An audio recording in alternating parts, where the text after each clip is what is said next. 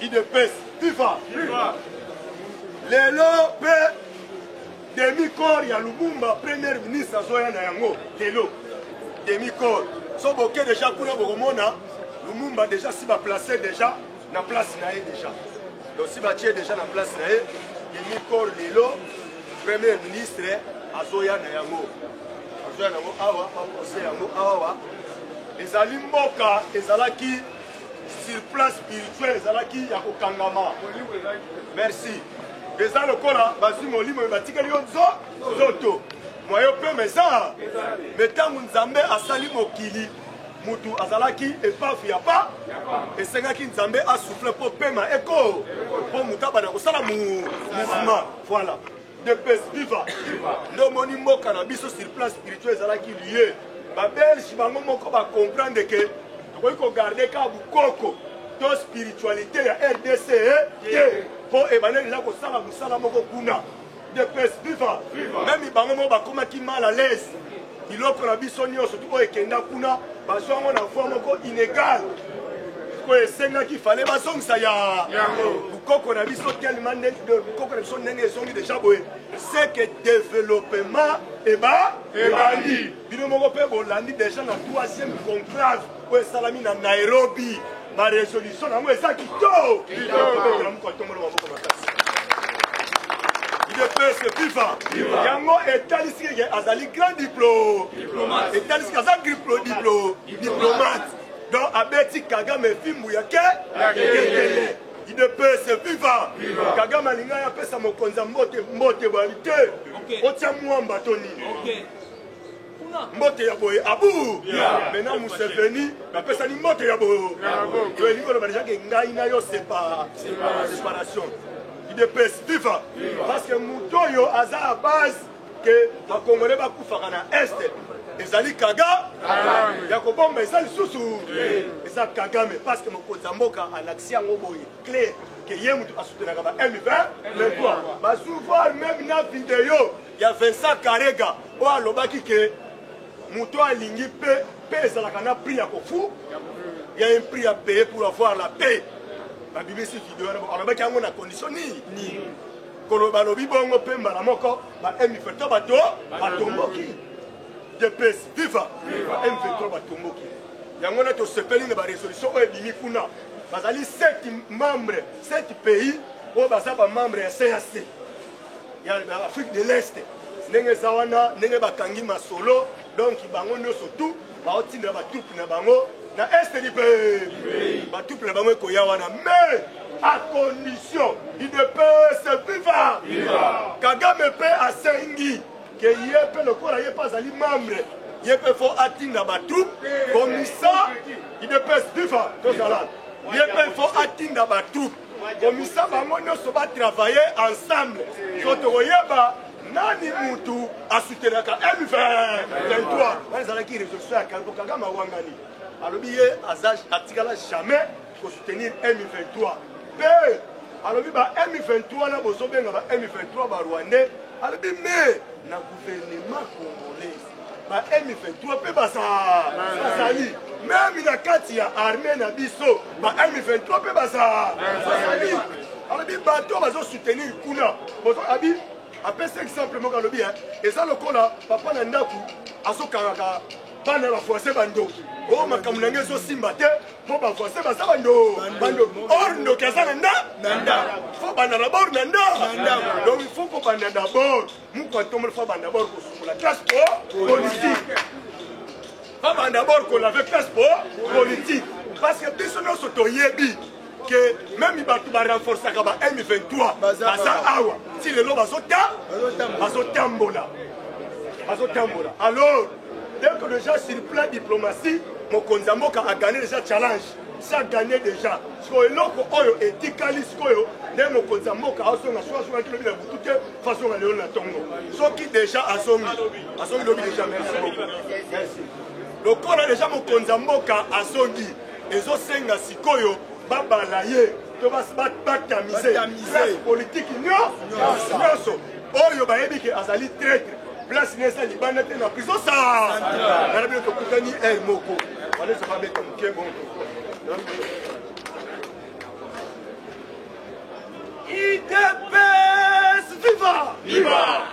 Faut dans les 5 ans. Faut-il ça? Satellite. Faut-il ça? Satellite. Bonjour, bonjour. Bonjour. Et puis que ma combattant, il y a plein de gens, passant la Kanda. Ils ont voté? Oui. Mais, on a ces messages, flash, enlèvement, il y a Gilles Kaloubi. Parce que les lots, à travers l'IDPS, ce n'est pas possible, pas enlever Gilles. C'est ça, ça sonne. Pourquoi les lots, l'IDPS, et qu'il y a un ce n'est pas possible. Dans une communauté internationale, le peuple congolais va libérer Chine. Faut-il ça? Sans condition. Par quoi ça vient noter? Dans un bunda, la lutte continue. Faut-il ça? Faut dire combien il est? La guerre du Congo. Tant que Fatih a du pouvoir.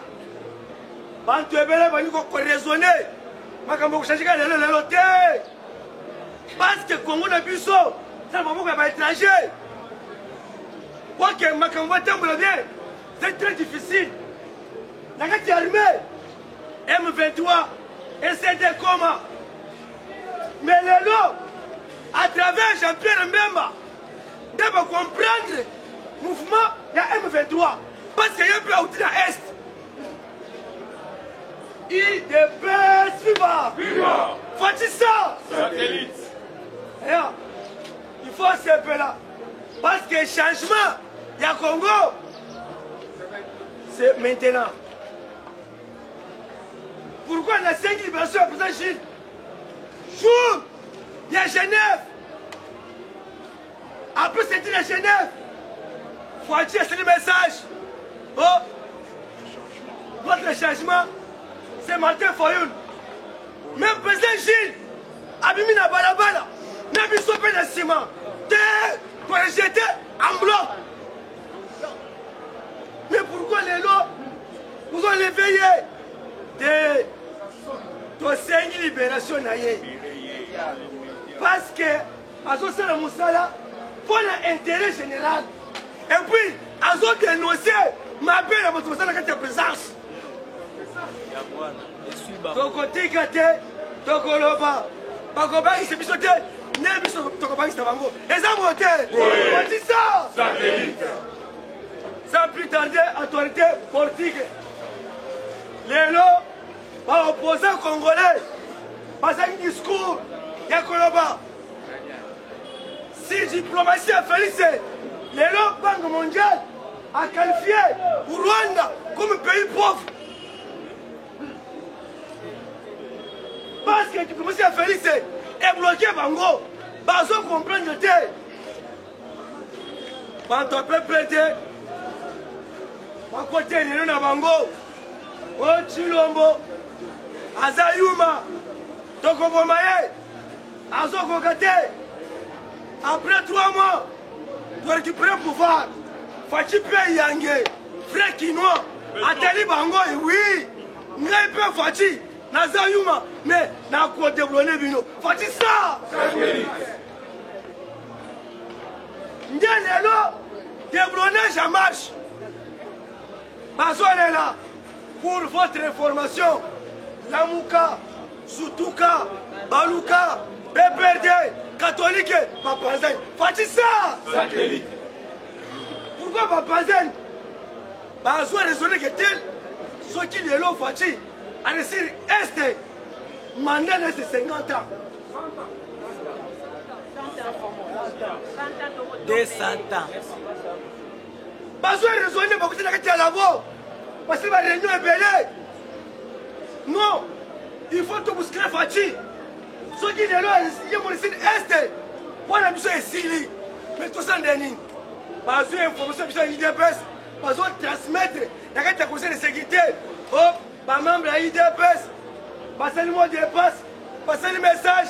Pas pour Rwandais. Et ça, le couteau. Message, mais toujours dénoncer. M23 n'a qui ça. Par Rwandais n'a qui ça. Sur le plan international, faut-il que ma voix générée pour le Congo, à l'Union européenne, la Conseil de sécurité, l'Union africaine, bien que par M23, mon cousin Bango, c'est pour Kagame. Faut-il à dénoncer et pour que Moussika le patron le plus suspect, il y a M23, c'est Kagame.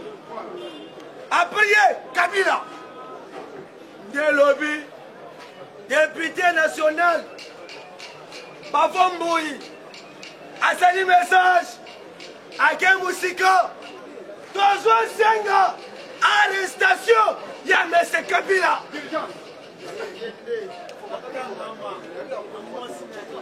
Pourquoi à 5 ans, arrestation, M. Kabila? Yoka, cher combattant, M. Kabila, le Congo, a été le Congo en désordre. Même société n'est pas qui en go. Même usine, il y a mal, parce que tu n'as pas sénégalais. Tant que Fati aille, non, ce n'est pas possible. Aussi longtemps que bassin Afrique centrale, c'est Congo. Je vais minérer, mais pourquoi le peuple congolais a souffert? N'a pas de domaine comme étranger.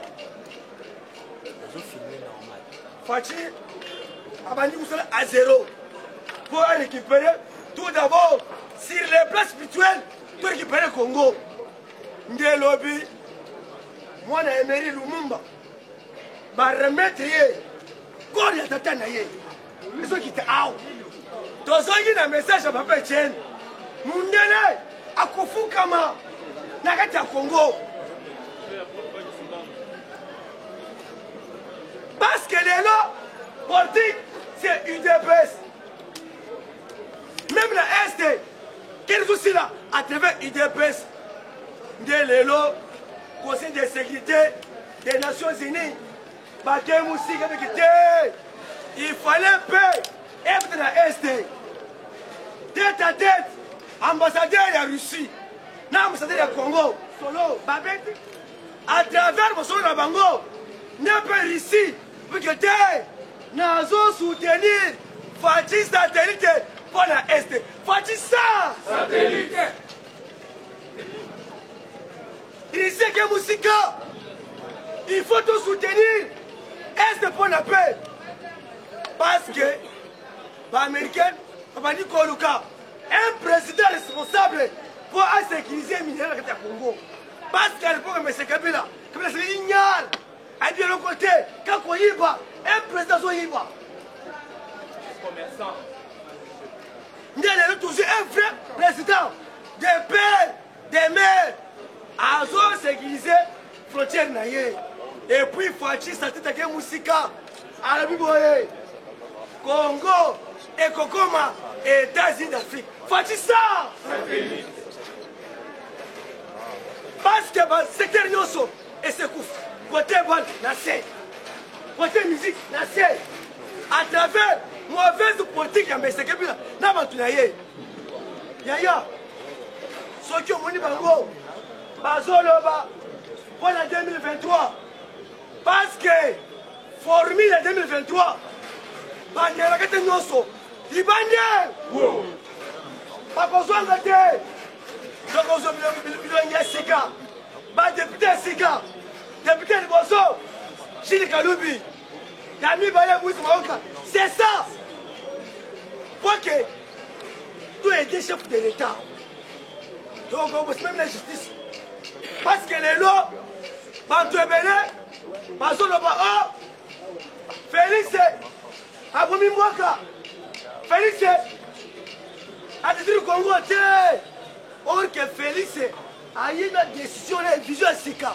Pour que démocratie, état de droit, sortir le peuple en marche.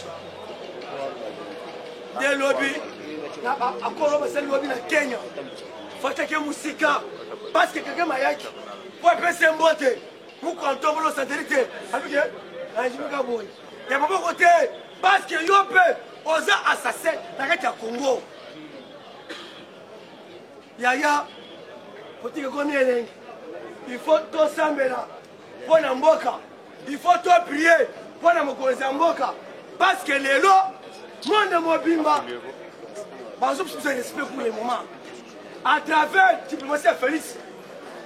Soki vous remarquez ba commerçant o bakendeka Chine bachino bazobeta bango mais lelo à travers vision Félix même la Chine même na Angola bazopesa biso respect. Kabila oyo ya Rwanda pe aye ko relayer donc ba projet ya mabe wana bomemaki.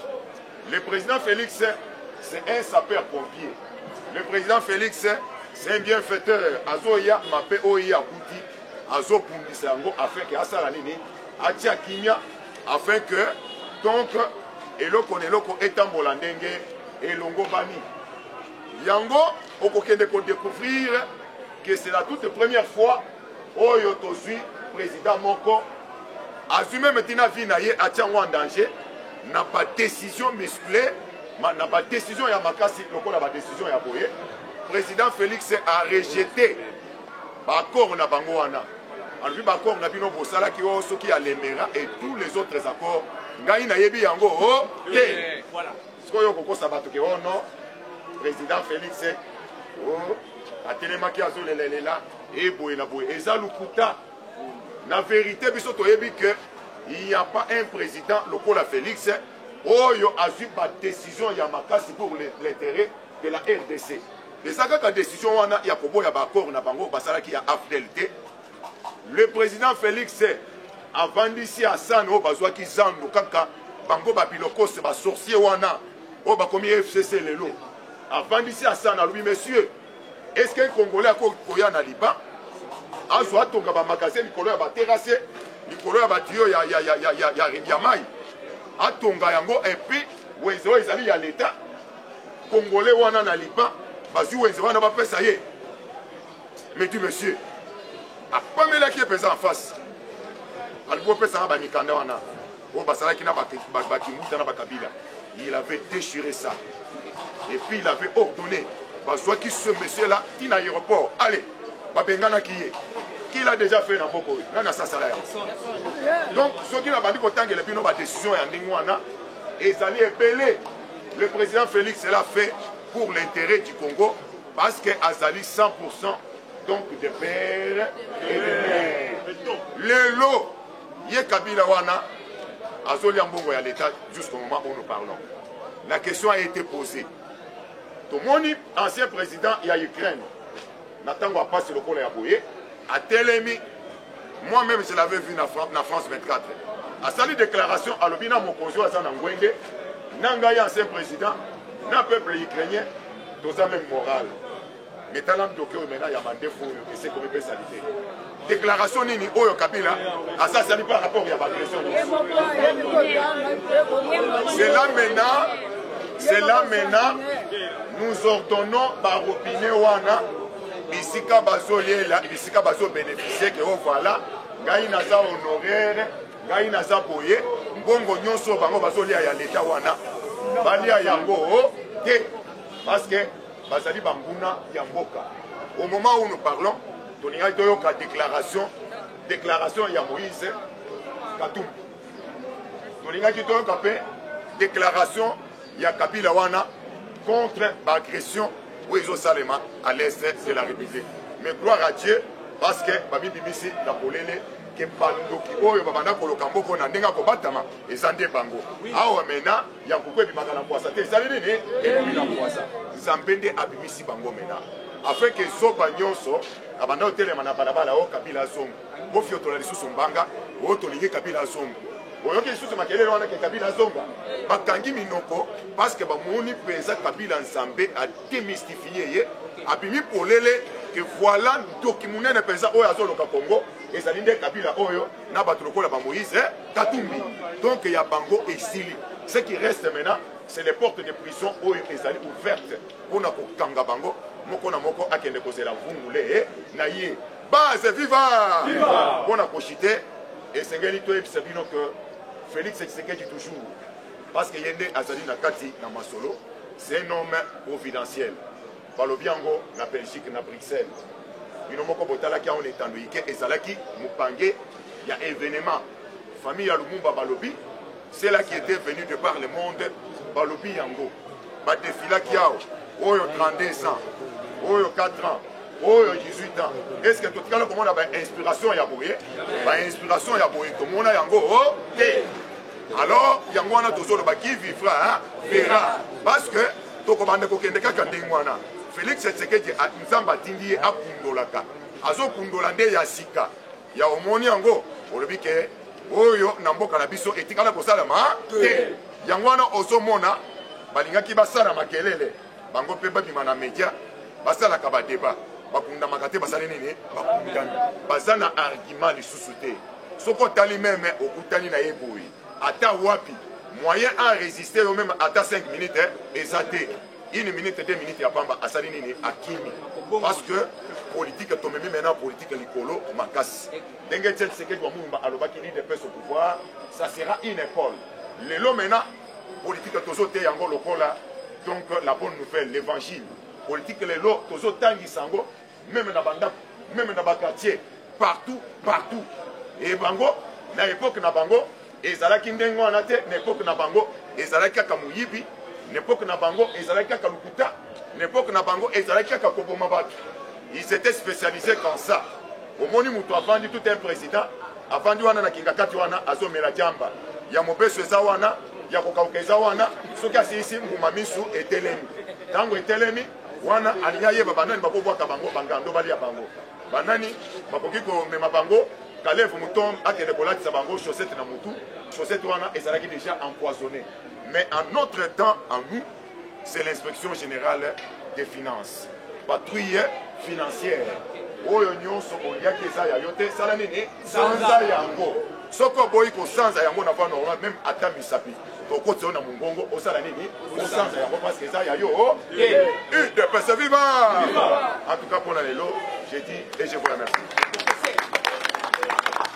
IDPS viva! Viva! IDPS viva! Viva! IDPS viva! Viva! Viva! Viva!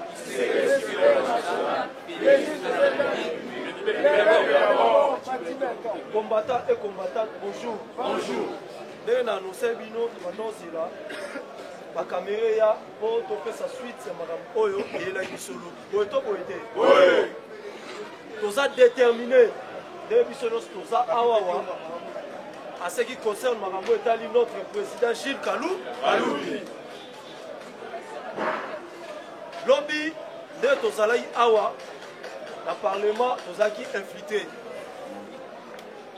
Nabatu Oba accompagné Ibiso, 10 places Togenda dans la siège Nabiso, Baye ko enlevé président Gilles Kalou. Tobengi en enlèvement pourquoi? Totikali comment on a document mon côté Oyoyo. Après si Ningisa Poba Ozo Gilles Kalou. Les deux façons Oba Kozolae et ça allait enlèvement. Tovandi, la siège de Tovandaka, Tomoni 4 personnes Baye Mbinga. Abengie, Gilles Yaka. Biso Tobino, Gilles Otema, Boete, Bino, to identifié, Bino, Toye Babosa Bana. Mais, même si on a brutalité, tout le monde va comme 8, 9, comme plus de 20 personnes. La 20 personnes, et comme ils sont là, tiraillement, chemise et katani. Pour la Koboya, pour la président Gilles Namoutou Kabaki, il est plus viva. Viva! Nabatu Bazalaki en face Nabiso, en face ya siège, Bavandaki na terrasse. Ezaki na place Libamboma, la Toison d'Or.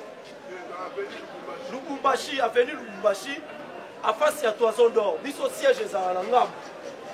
Là toye to kuti bat ba omela masanga. Biso ngati ne bat ba mela kaka. Ok ezaki ba jaya ane. Toye to koti na siège. Bango ba parquer mutuka ba ba koti. Abimisi président Gilles. Tolobi président a okota na mutuka te. Aussi longtemps biso to identifier bino te. et puis bon ça biso réseau boyo zwela pona nini réseau ezalaki te biso na bango matata toke na piste ya solution si c'est comme ça po babimisa ba arme après atie biso na ba matraque mais Dieu est bon tous les présidents wazalaki wana walesa président kelo JR antibal bato ebele mutu moko te oyo matraque wana ekoisaki donc tosalaki effort totiaki mobalicité na biso et puis tolakisa bango de quoi toza bakombata là bamoni ekomi risque mpona bango marke to baki fait population ebele tokende na piste ya solution tobi si c'est comme ça biso na bino tomema tokende na komi biso na bango inde na commune azwi presage bakoti na biyo aner na baresponsable na bango biso tu totikali mais biso bato totikalaki tosali mobilisation na moment moko ya mokie oyo wapi commune mobimba ezalaki encercle mpa bacombattant parce que presage abande koloba ngo déjà aza kose sante ke problème ezoya mais soki bakanga ye na commune na ye nde eyosala abengi biso ngai na chauffeur na ye tokoti na kati bayebisi biso eloko tosala eza juste mpona koluka kotia calme presagine aosala ye eloko moko te mais azokende place esengi akende mais place esengi akende faki boyebisa biso boye to boye te nayebisi bango comme bozozala clair te est ce que bokopermettre biso na bino tokende inde ti place presagine asa oyo problème eza te mais mutuka oyo ekotisa presagine na bajan bino so bolanda bosala nini bolanda idps viva idps viva bazwi président avant président abima libanda tomoni premier jeep ya bapem ekoti plein na colonel moko akiti deuxième jeep su ya bapem ekota te se nini ekoti troisième jeep eza unité oyo ezalaka ya Mamadou Ndala oyo ekoma lelo unité ya général Chiko eye kokota tomituni question na liti nyonso oyo Gilles Kalubi abundi esengaki baemilie nde baemiliaki elobi idps viva idps viva awa tozosala politique tozala bakombo ya bato oyo baja aner basite me tokosite yango te wana etikali makambo na biso ya ndako basite bakombo ya baautorité ebele oyo baa na gouvernement na ya parti udps viva mais biso toza na temps ya kosite bakombo na bango te mais eloko biso tozosenga juste libération sans condition. UDPS viva. UDPS viva. Mutu nyonso aza concerne makambo etali président Gilles Kalou. Mais ndenge biso toza awa na kombo ya baparlementaire de Bunyo nyonso tosengi libération ya président Gilles. Parce que Gilles Kaloubi omoni wana yende mutu atelemisa ba combattant leur président Félix azalaka na Genève leur alobi le temps de changement c'est Martin Fayou c'était Gilles Kaloubi nde asala mobilisation atelemisa batu na parlement nyonso na 10e rue tolobi plus question ya makambo ya Martin Fayou nde mokonzi mboka na poko ayoloba j'ai retiré ma signature lelo ekomisi président de la république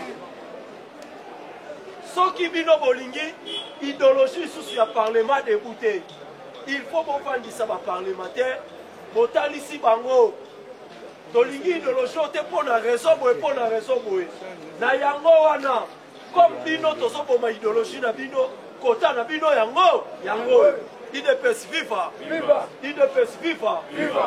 Batu ba bénéficier na sima ya kota na biso ba parlementaire debout. Ebele o lelo totikala komona bango na bitumba te. mais bazala ba ministère bazosala boye to boye te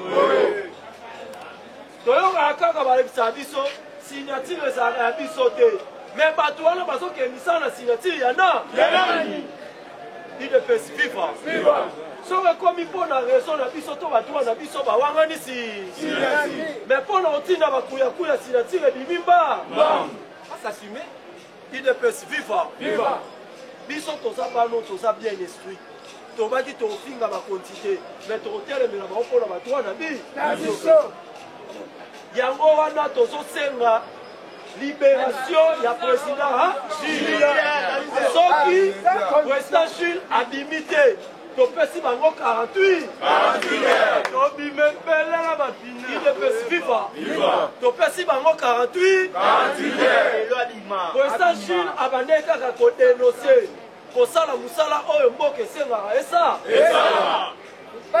adenosaki boye to boye te président Jules atindi mutu asimba macheti te président Jules atindi babeta mutu te soki bozala bavideo na bolakisa bi mais président Jules abandaki kodenonse mpo peuple azala éveillé touti komona fort même na niveau ya este général alobi na bato mama papa simba mulangi libende mpona machete mpona okengeleko sikoyo soki biso bagardien du temple bato topesi pouvoir tolobi opération longola kashine mabe esawa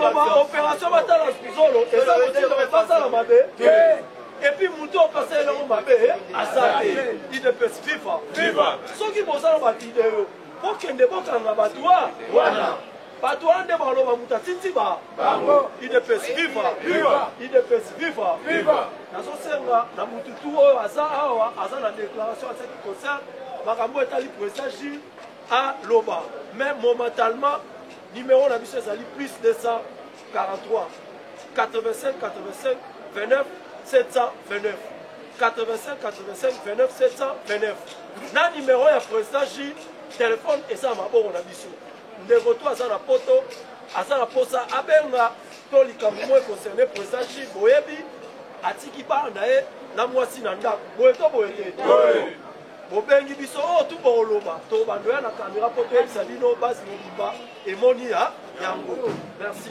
président Kelon continue idps viva idps viva oyo nazolanse nde message na bakonzi parce que Gilles Kaloubi musala azosala eza musala ya famille na ye te musala azosala ezali musala ya mboka idps viva sikoyo nga na lance message na ngai na AK47 mon général Augustin Kabuya parce que Gilles aza mwana na ye Gilles aza mwana na yo papa baloba bango le linge sale se lave en famille baplace oyo nde sikoyo ke tozosenga na secrétaire général atalisa tomona force na ye donc atalisa na mokili ke Gilles azali mwana na ye donc tozosela apport na ye toyebi ke na niveau ya CG Gilles akozala libanda soki CG aplike na likambo oyo bakobimisa président Gilles yango na lance message na CG Gilles azali mwana na yo biso nyonso tu tozali bana na yo mais papa en tout cas osunga biso ozongisa sourire pa bacombattant parce que bacombattant bazolela président na bango Gilles azomonana te yango tosengi na Augustin Kabuya na tout le respect que je vous dois papa en tout cas osimplike na makambo oyo président Gilles azala libanda papa kota na yo ekomata lisusu nayebi ke yo ozali papa ya bato yo osangisaka bato bali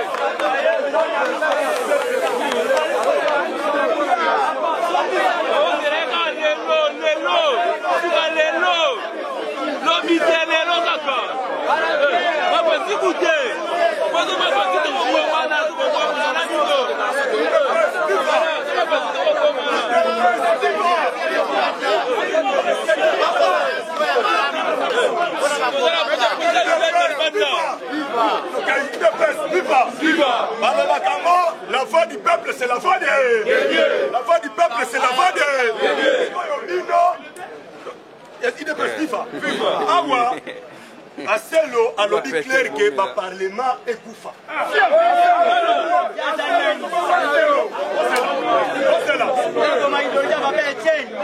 Sengi boye. Attaque papa.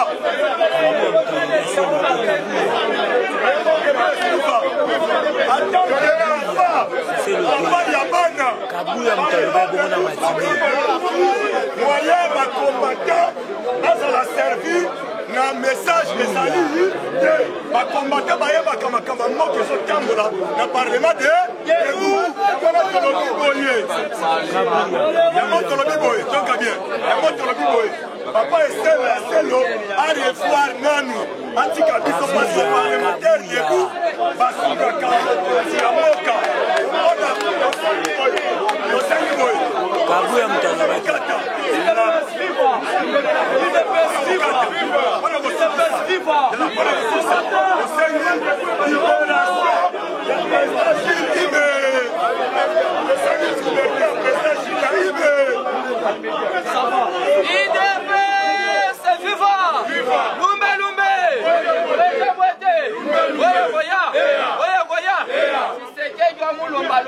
le peuple va me charger en charge. Libération. Yagila Kalout. Tozo senga na ba wakonzi ya parti te bangonyo sabazana de Kamboy. Bakota ke réunion. Baliaka mbongo balie timbongo ya bato ya Kabila.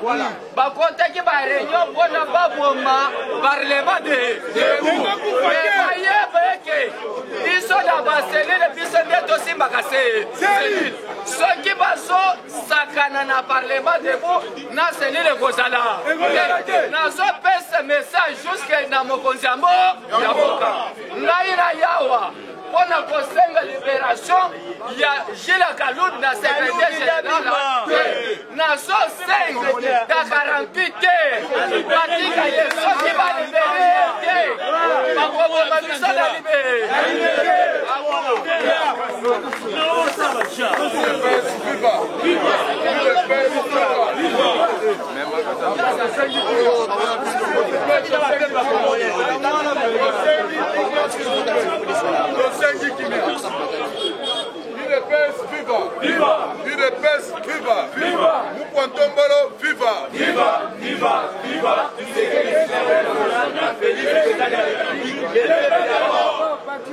Bonjour à tout le monde. Bonjour.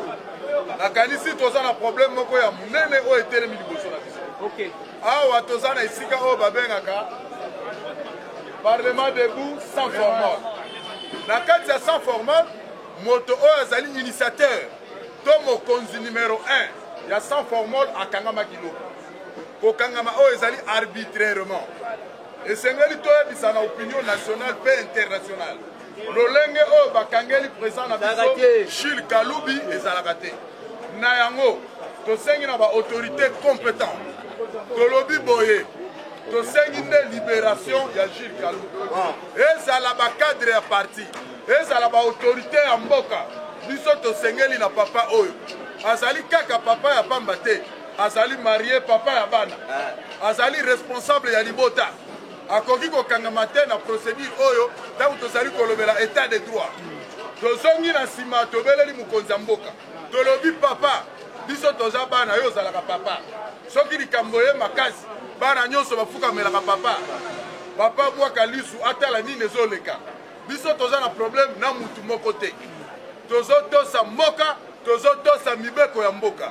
Tosengi mpe kimia na bandeko nyonso. Awa mutu aza likolo ya justice azate. O tozoloba lelo, tozoloba yango mpona kosenga toujours kimia ndenge mokonzi ya mboka alobaka. Mobulu moko ekozala te. Me biso tofukami na makolo ya papa. Na kombo ya président Félix Antoine Tshisekedi Tshilombo. Yo nde papa ya bana. Musala o Gilles Kaloubi asalaka awa. Asalaka mpona kobundela mboka. Vraiment biso tozalaka milice te papa. bato bakota likambo oyo na lolenge ya mabe te baedongolo miso mpe bakota likambo oyo na ndenge ya mabe te tosengi nde intervention ya malamu po ete Jules azala libéré tosengi mpe kimia awa na kati ya marché central toyebi ete soki mokonzi akangami mwa banungunungu eyaka makasi me tobondeli bato na kombo na Yesu Masiya kimia ezala tozopromettre état de droit esengeli biso moko mpe tozala modele boye te me kasi tozobelela nde balibere président Jules Kalubi tosengi balibere ye sans condition s'il vous plaît baautorité ya mboka mokonzi ya mboka baye oyo batalaka mboka oyo bayebi mibeko mpe balandelaka mibeko Jules akangami lolenge bakangi ye eza malamu te me biso tozali koapese tension tolingi te baloba ite tala barevolutionne bato kuna tala basali bo te awa eloko ya mabe ekoleka te biso awa na sans formol toza na se ya mibeko tobeteli mokwantombolo maboko betela président de la république maboko betela état de droit maboko betela état de droit maboko nakisaka biso toza badiscipline boye te tosuki wana message nasuki mama IDPS viva! Viva! IDPS viva! Viva! IDPS viva! Viva! Viva! Viva!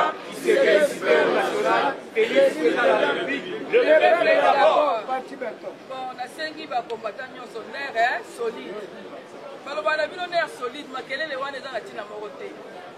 Parlementaire debout ndenge eza wana ekokufa nango te. Parce que les 13 parlementaires ont basala ka parlement debout oyo bayebani bazali histoire ebungaka biso toyebi kosenga biso bamama tosenga na mokonzi ya mboka toyebi ke Fati Beton nde biso totelemela awa totelemela na biso makambo ya kritika mutu te biso todenonsaka kaka tosengi libération immédiat ya président Jules Kalubi azali papa ya bana azali na mwasi azali père de famille vraiment okanga mutu tozolanda état de droit so ya mama biso ya papa tozotosa mpe bakoya okanga mutu lokola nyama ezalaka bongo te tosengi vraiment nzambe asunga balibérele biso Jules à l'immédiat puisque nous sommes dans l'état de droit je dis et je promets Lumbe oye koya tokobanga bia tokobangisa tokobanga bia tokobangisa mingi ya kolobeza te tosengi libération acquittement ya président Jules dans l'immédiat et sans condition tosengi na baautorité compétente nyonso basincline na likambo oyo président na biso aza ya kokangama tosengi libération na ye dans la discipline. Merci beaucoup.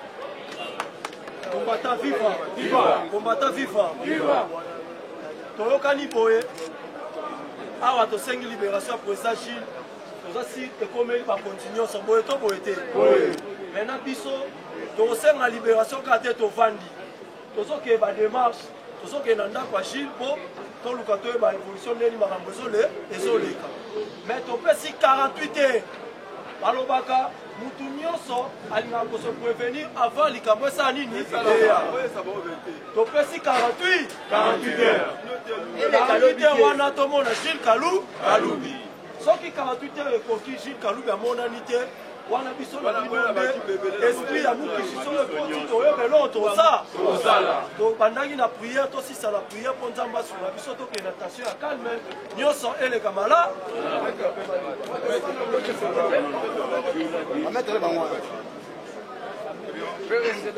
Dieu Tout-Puissant, toi, orateur de la vie éternelle, donateur de tout don meilleur, excellente, ton nom c'est le Seigneur Jésus-Christ. C'est toi qui avais donné le pouvoir à Félix Antoine Tshisekedi. Je sais que, Seigneur, nous sommes ici pour parler des informations du pays. Laisse que tout ce qui se sont faits ici soit en faveur de Félix Antoine Tshisekedi. Va à l'Est établir l'état de siège, qu'il puisse faire son travail, Seigneur Jésus-Christ. Nous te demandons, oh Dieu, le juge suprême, le tribunal de Juda, de libérer Jules Kaloubi à l'immédiat dans 24 heures. Nous te demandons, Seigneur, de créer une petite prière matinale au nom du Seigneur Jésus-Christ. Amen. Amen.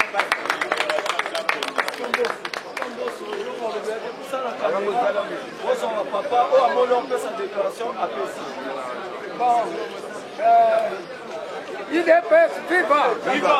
IDPS viva! En tout cas, le problème est comme une question. Et ça est le mot à biso finir te. Biso pourquoi ton nom ça va m'agamboyo? Parce que dans les médias il y a comme tel presque oh biso de zolo bawa. Yango ezofungola makambo nyonso tuna kati ya mboka.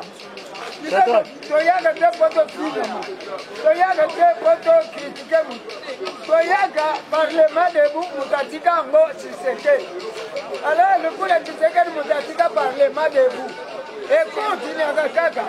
Ce que parlement debout, tokoka kozwa pouvoir porter l'opinion que se retrouvera awa, on se rappelle mon information, que les policiers m'ont annoncé nos occasions. Biso ba misusu totiki mabe tokoma koluka mwa mbongo tokoma likola ba conseil ba encouragement na ye. En tout cas tosengi mingi na président de la République. En tout cas Tchali toi il a makambo oyo. Secrétaire général na biso. Tolingaka o mingi toyebi. Mais kota likambo oyo tala makambo président na biso asali ebele azosala pe ebele awa na kati ya sans formol. En tout cas, je vous remercie.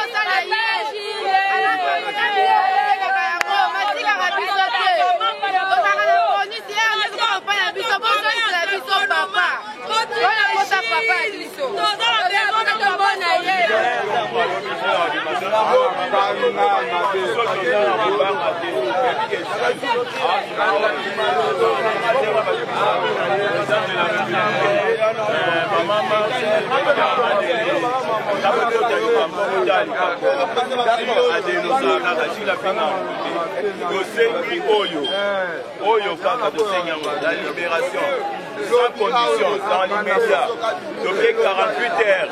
Donc, ceux qui sont la limité, donc, dans ça, l'esprit va dans la population de Bagolela. Mutalolengo bakangi wana alors papa moko kota ba mama batekaka boyo moni donc akoti se bana batu nyonso bazaki na ba parti moko te moral ya moko atombolo na mitao ni to ba boyeza ndio za pena tombe mabe na bokanga ya président tosengi na chef de l'état oza papa na biso kota likambo ba parlement de bunde ba pesa priorité ya pouvoir na yo ya mama be oyo eza ya kobombama ezobima na poisa parce que na bakomi ebele courant ezalaka te bato bakozwa baefoi ya baparlementaire de ebunde batelema parce que courant ekoma yango mpasi alors babiloko ya boso osama boye message topesa bandeni tosengi moko na mboka kasi solution teke papa na biso Jules Kaloubi baza libanda dans zone mobimba oyo eza maboko nye mutatanga yango na mitano tona matanga la libération sans condition yo ya mwana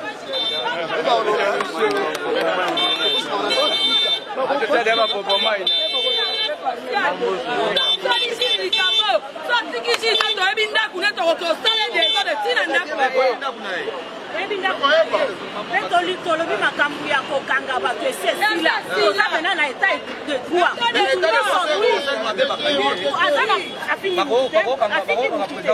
afingi mutu te mutu aza na liberté ya langage ya expression aloba tozakana bakura na bandako na biso parlement oyo nde tosunga biso tozwa quelques informations awa chaque jour tozali awa yango tozosenga libération ya Gilles dans l'immédiat et sans condition tozosanga sans condition tokoki kofanda te bato basakanaka na biso bakonde bazosakana na biso tofandi tozoloba te biso na biso tozali baresikape na walikali na combien de fois bakonde baluka biso mo bangoba biso ngai oyo nazali combien baluka biso mo bangoba ya guerre wana donc tokoki kolinga te tolobi sikoyopolitique échange makambo mpe ifo échange ifo torécupérer pouvoir na toza na mboka na biso tozala fiere na mboka na biso tolobi libération ya Gilles tolobi libération ya Gilles tolobi yango libération ya Gilles